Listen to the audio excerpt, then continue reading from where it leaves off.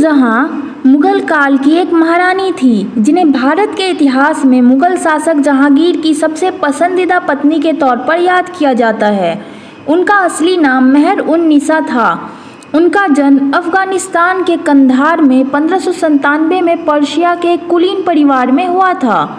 उनके दादा शाह तहमास प्रथम की सेवा में थे। मेहर-उन-निसा मिर्जा घियास बेग और उनकी पत्नी अस्मत बेगम की चौथी संतान थी। परिवार के भारत आने के बाद उनका जन्म हुआ था। उनके पिता घियास बेग महान मुगल शासक अकबर की सेवा करते थे। अकबर ने उनके पिता को इत्मत-उद-दौला की पदवी दे रखी थी।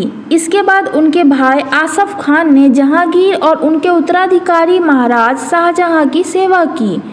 एक अप्रवासी से मुगल शासक की महारानी बनने वाली नूरजहां उस कालखंड की सबसे प्रतिभाशाली शख्सियतों में से एक थी। नूरजहां ने अपने शासनकाल के दौरान मुगल साम्राज्य को आकार देने और विस्तार देने में महती भूमिका निभाई। इसके साथ साथ उन्होंने मुगल काल में कला, धर्म, विदेशी व्यापार को बढ़ाने और फैलाने में भी अहम योगदान दिया। मेहर-उन-निसा की पहली शादी 17 साल की उम्र में एक पारसी साहसी शेर अफगान अली कुली खान इस्ताजलू से हुई थी। उनके पहले पति का अपने क्षेत्र में दबदबा था। उनसे उन्हें पहली संतान भी हुई जिसका नाम उन्होंने लाडली बेगम रखा था। 1607 में शेर अफगान के निधन के बाद मेहर-उन-निसा ने मुगल साम्राज्य की सेवा करना शुरू की। 1605 में अकबर के निधन के बाद जहांगीर ने उत्तराधिकारी के तौर पर शासन किया। इस दौरान मेहर-उन-निसा की जिम्मेदारी जहांगीर की सौतेली माताओं में से एक रुकैया सुल्ताना बेगम की सेवा करने की थी। 1607 में मेहर-उन-निसा ने बहुत ही बुरा दौर देखा।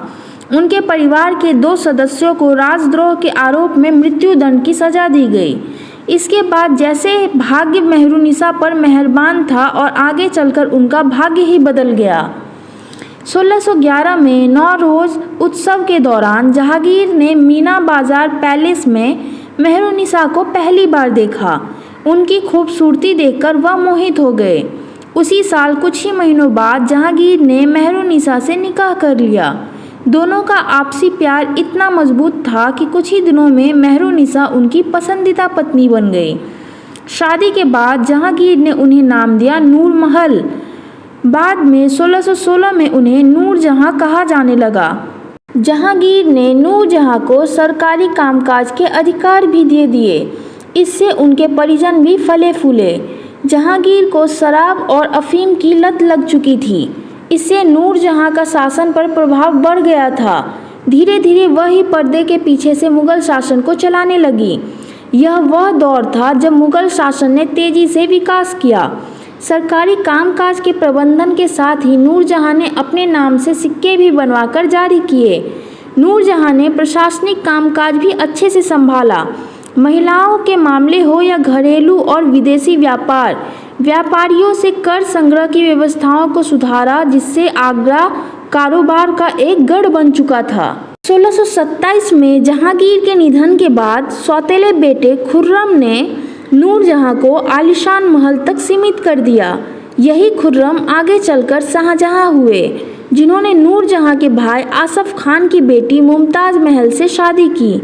नूरजहां का ज़्यादातर समय आगरा में अपने पिता की याद में आलीशान मकबरा इत्माद-उद-दौला बनवाने में चला गया। हरियाली से आच्छादित यह इलाका आज भी दर्शनीय है। नूरजहां की पारिवारिक पृष्ठभूमि में साहित्य था, लिहाजा इसका असर उन पर भी दिखा। नूरजहां ने अपने साहित्य सृजन से अपनी अलग पहचान बनाई।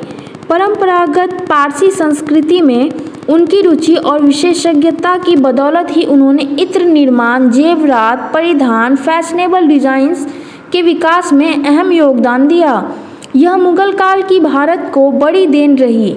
नूरजहां के काल में कई पेंटिंग्स भी बनी जो मुगल कला पद्धति का बेजोर नमूना है। इसके अलावा बेहतरीन बगीचे और शानदार वास्तुकला भी देखने को मिली।